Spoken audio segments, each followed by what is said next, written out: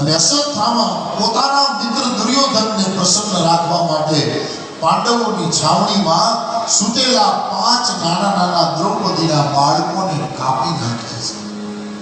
નાના બાળકો જે પારણામાં સૂતા છે એને શું વાત હતો એ સરકાર? ખરેખર ધર્મયુદ્ધ હતું. ધર્મયુદ્ધની અંદર ધર્મની રીતે જ લડાય.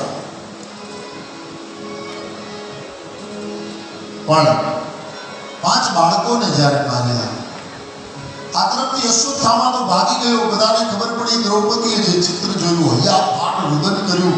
દરેક લોકો ભેગા થયા, ભગવાનને બોલાવ્યા, કહ્યું કે મહારાજ અનર્થ થઈ ગયો. 5 પાંડવોના સંતાનોને મારી નાખ્યા પડે. ભગવાને કહ્યું કે અર્જુન બીજું કોઈ નથી, આ અશ્વત્થામા છે. અર્જુન અને ભીમ જઈને અશ્વત્થામાને પકડીને લઈ આવે છે. બધા એને મારવા જાય છે, પણ દ્રૌપદી પોતાના જ પેડની અંદર રાખેલી કટાર ખેંચીને કહે છે કે મહેરબાની કરજો, આ બ્રાહ્મણનો દીકરો છે અને પાછો ગુરુનો દીકરો છે, આની ઉપર હું હથિયાર નહીં ચલાવવા.